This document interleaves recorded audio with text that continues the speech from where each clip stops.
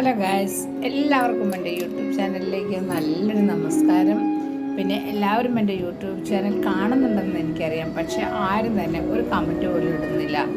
ഞാൻ ആ അമ്മയുടെ പാട്ടിൻ്റെ ഇട്ടിട്ടൊന്നും ആരും കമൻറ്റ് ഇട്ടില്ല. ഇഷ്ടപ്പെട്ടില്ലെങ്കിൽ ഇഷ്ടപ്പെട്ടില്ല എന്ന് തന്നെ പറയൂ. അതാണ് എനിക്ക് കേൾക്കാൻ ഇഷ്ടം. പിന്നെ വേറെ എന്തൊക്കെയുണ്ട് വിശേഷം? ഓണമൊക്കെ എടുത്തു, എല്ലാവരും ഓണക്കൊടിയൊക്കെ എടുത്തോ, ഓണക്കറികളൊക്കെ ഉണ്ടാക്കിയോ.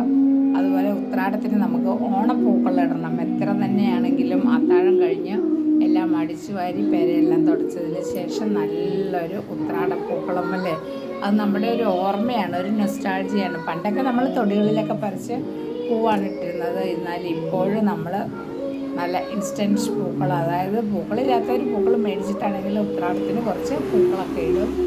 അതുപോലെ തന്നെ കാണാൻ പറ്റും ഓണം ഉണ്ടെന്ന് പറഞ്ഞ പോലെ ഓണത്തിന് എല്ലാവരും പപ്പടം പായസം ഉണ്ടാവും എനിക്കറിയാം. അപ്പോൾ എല്ലാവർക്കും ഹാപ്പി ഓണം.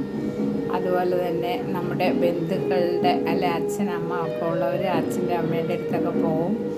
അപ്പം പിന്നെ നമ്മുടെ ബന്ധുക്കളും മക്കളും എല്ലാവരും വരും. അത് നമുക്ക് വല്ലാത്തൊരു സങ്കടമാണ്. അങ്ങനെ 2025 ഓണം എല്ലാവർക്കും അടിപൊളിയാവട്ടെ എന്ന് ആശംസിക്കുകയാണ് ഞാൻ ഈ അവസരത്തിൽ.